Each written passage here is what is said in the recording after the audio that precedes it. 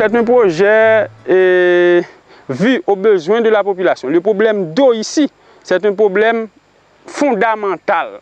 C'est-à-dire, les gens, pour trouver de l'eau, doivent parcourir plusieurs kilomètres. Il n'y en a pas assez de sources.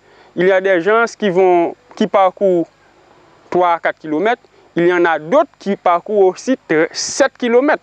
C'est-à-dire, pour aller chercher de l'eau juste plus près de la ville de Jacmel, dans une localité qui est appelée Pasquette.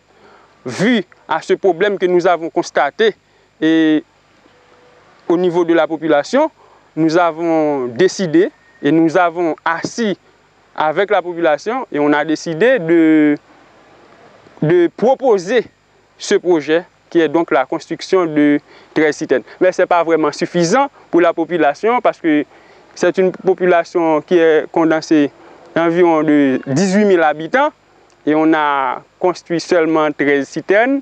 Ce n'est pas suffisant et on va continuer à faire d'autres recherches, non seulement auprès de Fondation de France, mais auprès d'autres bailleurs de fonds pour pouvoir subvenir ou bien soulager la population face à ce problème qui est un problème fondamental parce qu'on dit toujours l'eau c'est la vie.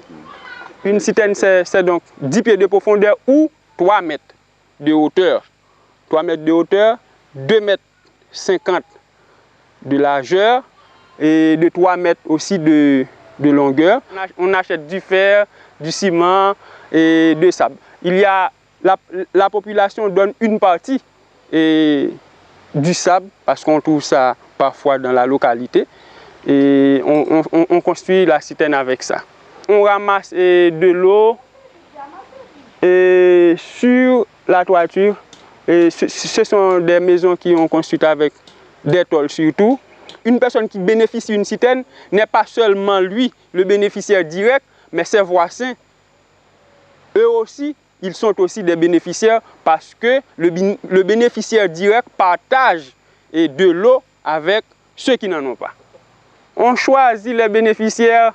Il y a des projets pour lesquels on pourrait choisir les bénéficiaires qui sont les plus vulnérables. Mais ici, tous les gens sont vulnérables par rapport avec la question de l'eau.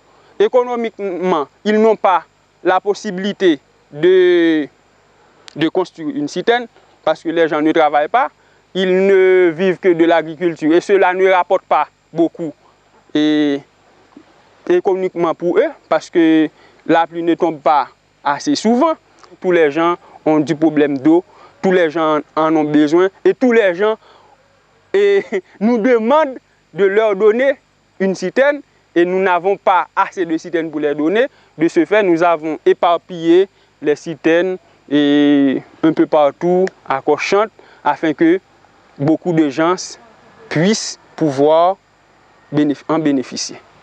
Les gens d'ici cultivent surtout de l'haricot, qui est en créole on dit pois, et de l'haricot, du maïs, du petit mil. Il y a aussi des fruits comme la mandarine, et l'orange, la chadec. Et il y a aussi de l'igname et la patate douce. Le cyclone Sandy a causé beaucoup de dégâts à la population. Et les jardins sont dévastés.